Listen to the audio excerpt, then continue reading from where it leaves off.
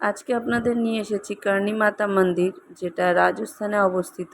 রাজস্থানের বিকানির থেকে 30 কিলোমিটার দূরে এই মন্দিরটি অবস্থিত।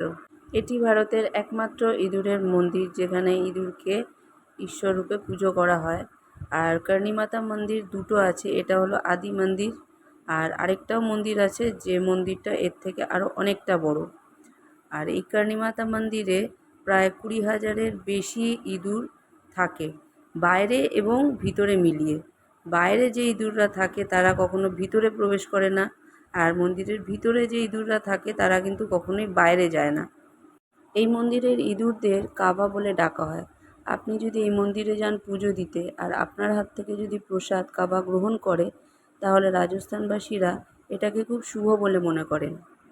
এখানে আসলে আপনি সাদা রঙের ইঁদুরও দেখতে পাবেন, তবে তার সংখ্যা খুবই কম। তবে যদি আপনি সাদা ইঁদুরের দর্শন পান, তাহলে মানতে হবে আপনি খুব ভাগ্যবান।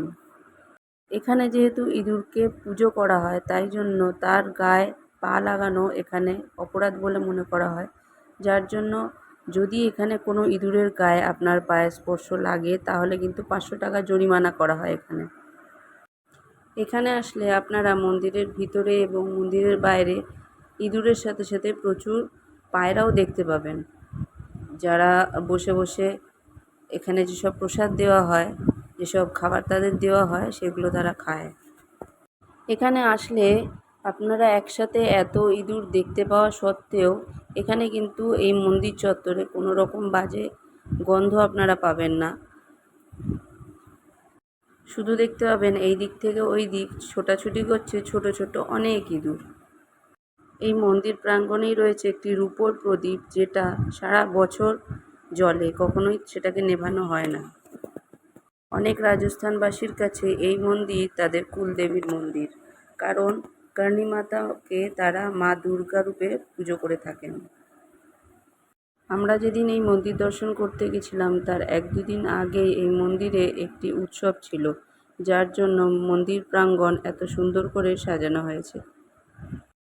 যারা কর্ণী মাতাকে তাদের কুলদেবী হিসাবে পুজো করেন, তারা কিন্তু যে কোনো শুভ কাজ করার আগে এই মন্দিরে পুজো দিয়ে তারপরে শুভ কাজ শুরু করেন। আমরা চলে এসেছি মন্দিরের বাইরে, যেখানে পরপর বেশ অনেকগুলো দোকান রয়েছে, যেখানে মায়ের ছবি, প্রসাদ এবং হাতে তৈরি অনেক রকম জিনিস চোখে পড়লো আমাদের। এবং বেশ কিছু জিনিস আমাদের ভালোও লাগলো, যার জন্য আমাদের বেশ কয়েকজন বন্ধুরা সেগুলো কিনছিলেন দেখে দেখে। আর দেখুন কত রকমের হাতের বানানো ছোট ছোট সেই চৌকি টাইপ যেগুলো বলে, সেরকম জিনিসও পাওয়া যাচ্ছে। আর এগুলো বেশ কাজ করা, বেশ আয়না, উপরটা বেশ সুন্দর করে ডিজাইন করা, দেখতে বেশ ভালো লাগলো। তো সেগুলো আমাদের বন্ধুরা কিনছিল। তো যাই হোক, আমার এই ভিডিওটি আপনাদের কেমন লাগলো অবশ্যই কিন্তু জানাবেন আমার কমেন্ট বক্সে। তো আজকে এই পর্যন্তই, দেখা হবে আবার অন্য একটা ভিডিওতে। সবাই খুব ভালো থাকবেন।